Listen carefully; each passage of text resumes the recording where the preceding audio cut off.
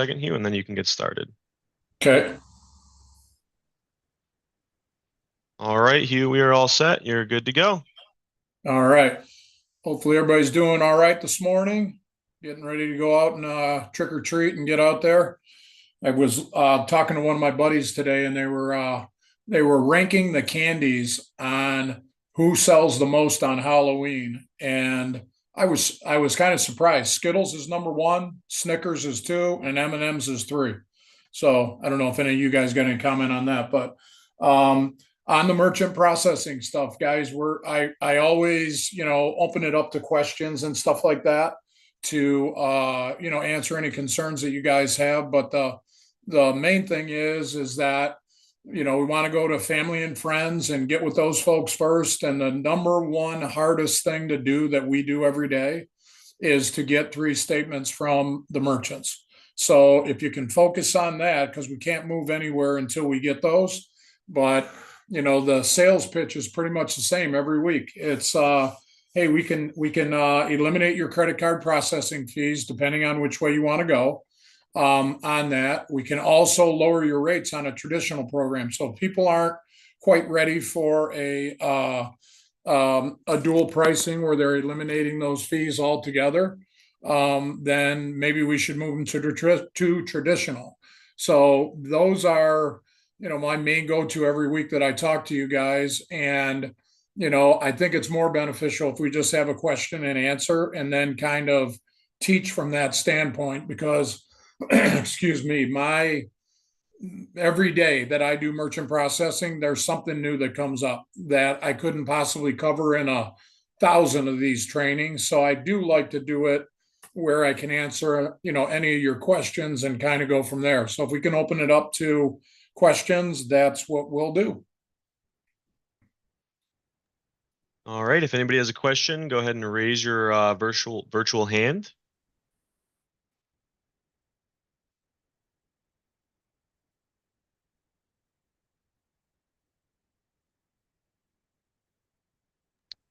It doesn't look like we've got any questions, Hugh. Okay. Oh, Oh, we've got Harlequin's up. Harlequin. You can go ahead and unmute yourself, Harlequin. Hi Hugh, how you doing today? Good there. How are you? Doing fabulous. Good. A question I have is kind of two parts. What got me thinking about it was the Visa MasterCard settlement. Yep. Is that open to government entities and nonprofits? Yes. Anybody in the United States. Okay, all Yeah, right. and it's when you get into in my experience with all this Visa MasterCard lawsuit, the toughest thing for companies to do is to take I'm going to say it's probably an hour of their time to go through and go to that site, that settlement, that card settlement, whatever it is.com, go to that site and follow the instructions and then do that. If you do it on your own, you are going to have to monitor that and pay attention to it. So at larger companies, you're going to have a controller or an accountant or business manager, somebody like that is going to be, monitoring that whole thing. They do have a opportunity to go through a company called MCAG, MCAG. It's inside of that same um, uh, website that they will say for a portion of the returned money, we will administer that and take care of everything for you. So I don't know if that number is negotiable, but it is, something that, some of the larger companies just don't have time to go through this. But, it's like any class action suit that you or I ever get in the mail. We go, well, how much is it worth? $20. I'm not taking the time. I throw it away. Something that happens. But in this, if you have somebody that's processing $1 million+ a month, they're probably going to be looking at, over the 2004 through 2019 that this covers, that 15 years, there's going to be a lot of money. But people just don't want to put the effort in by themselves. So I always suggest to them, go to your processor where you are right now and ask them who facilitates taking care of this with me being out of the picture. And then that's kind of the easier way to do it. But I think most of them are taking 25% of the returned money goes directly to the company that administers it. Okay. And what about, like, I personally owned a small business during that time period, although Mhm. I was doing it just as a sole proprietor. I didn't have an LLC or anything. Right. Would I still be eligible for that? Anybody that processed any kind of any credit cards in that time frame is eligible, regardless of their business entity type. Okay, perfect. Yeah. All right. And somewhat related to that, are we competitive with rates and stuff for government entities? Yep. But here's what happens in government entities. Most contracts that you're going to go after require an RFP, and an RFP stands for a request for proposal. There are very few, there are none that I know of, government agencies. So let's say, what town do you live in, Harlequin? I live in Metro Atlanta. Okay, so let's say you go to the Atlanta Transportation Department where they're taking payments at parking meters, and they're taking payments for bus rides, and they're taking payments for tickets, fines and fees and all that. You would have to contact their office and say, when is the next RFP available? And just before you get started in that, those are a monstrous project to do. And you will have to pay somebody that is experienced in RFPs to put that together. You won't be able to do it alone. So if you know somebody that can get you in front of whatever place in Georgia that can get you in front of a government entity that is seeking an RFP, and I'm going to do something while I've got you on the phone, right, or on the Zoom right now. Hang on.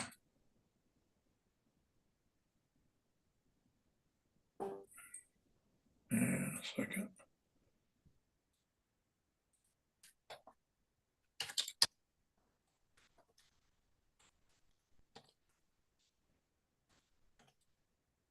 There's companies out there that will let you know what the RFPs are for, but I just Googled state of Georgia RFPs, and it's called MyGovWatch free RFP leads, and it walks you through that. There's a lot of people selling these services, but like Georgia Department of Administrative Services, bids and contracts, Georgia Department of Administrative, state purchasing, you would have to get with those folks and see what they have, because they, by law, because they're government, they have to advertise what they're going after. And they might say parking tickets, we're going after this. And it's kind of a nice deal when you get into it, but it is a time consuming thing. And the chances of you winning one of those is, I would say it's probably a 75-25 going the wrong way, because what they'll do is they'll share with you who the incumbent is, and they have to tell you what they're currently paying. And then if we go after them and we say, hey, this person, if it's on the traditional side, if they're paying 2%, we can do it at 1.9. All of these RFPs are graded on a 5-point scale. From what I remember, I used to do them for jails. So you get a point for experience, which we have. You get a point for being able to provide equipment, which we have. You get 2 points for pricing.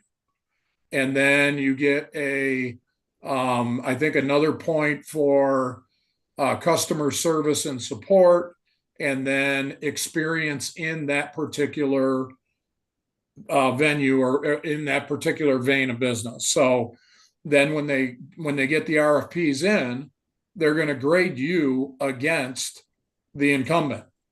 And we all know how politics are. And if somebody's got a monster contract for anywhere, they are probably privy to the bids that are coming in.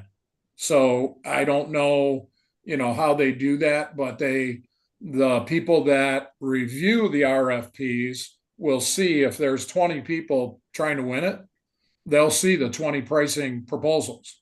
And if they know the incumbent and the incumbent talks to them every day because they're their guy, they'll say, how are we looking on this RFP? Well, you know as well as I do, if there's somebody taking care of somebody on the inside and saying, well, you make sure that I know what those rates are so that I can put my RFP together. I've been in a bunch of them that, we've been better on pricing, but we lose on experience, or we lose on customer support, or we lose on the type of equipment or whatever. But pretty much any of the providers that I would take any of you guys through with an RFP, they have everything that you need to win one of those, but it is a bear to do it. Okay. And the other question I have is on churches. Is there anything special? Because I've got one of my agents is wanting to approach churches. Yeah, they're nonprofits, so we just gotta, we do them. So we just gotta set it in there. That's a little bit difficult environment because if you're, it's just like those state contracts and RFPs, as you guys all know, when you're going to pay for your license plates or your license renewal or whatever, those state governments don't have any problem at all passing on the fees. So they're all doing dual pricing, and they've been doing it, but they do it wrong. They do it wrong. They do not inside of their processing. I know at the Secretary of State in Michigan, they do it 100% wrong, but they're the government in Michigan. So is Visa, MasterCard going to come after them? Doubtful. But, you see people that are doing dual pricing, cash discount, surcharging, doing it incorrectly all the time. And it's not, there's a right way and a wrong way to do this stuff. And if you do it the wrong way, you will be found out. And all it takes is one consumer to call Visa, MasterCard and say, hey, this isn't going the way that I think it should go at, the Department of Administrative Services in Georgia. And then they look it up and they go to their provider and say, if you guys don't stop that, we're going to fine you $2,500 up to, I heard about a fine the other day that was $50,000 per transaction. And the company that was doing the transactions would not stop. And Visa said, we're going to keep dinging you. You keep on doing it. And eventually they paid attention. Okay. Thank you so much. I appreciate it. All right.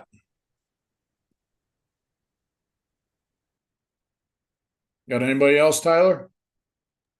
Nope, I don't see any other questions. All right. Like I said, I hate to keep, I don't mind keeping it this simple, but our goal is simple.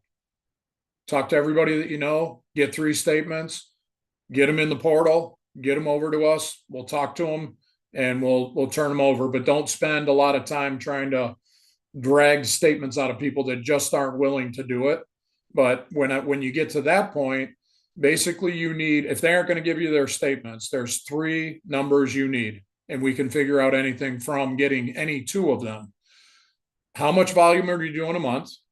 What's your rate? If they tell you that, you obviously know what their rate is. And then volume. If you can find out all 3 of those, we've got it locked in there. You go the volume, the percentage, and the the current drawing a blank on what I want to tell you here. Hang on one second.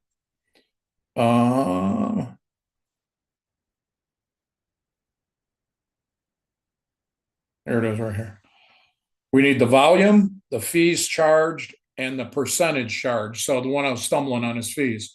So if you get the fees, which most merchants know, they may not know their volume, they may not know their rate, but they'll know how much the bank's taking from them every month, the processing bank. So if we have that, you just divide the processing fees by the volume, you'll come up, or by the percentage that you guesstimate, and you'll have a pretty good idea. So if you get really good at that, those are the three numbers we need, because sometimes people are a little bit hesitant on giving up their statements until they know that you know what you're doing. But I simply tell them all the time, I cannot move. I can do it. I can tell you what I can do by you just giving me the numbers, but the bank and the underwriting departments will not move forward unless we see 3-month statements of processing statements. And if you're not live yet with processing, you need to provide your last 3 months bank statements. So, and I don't spend a lot of time on people that don't want to do what we ask.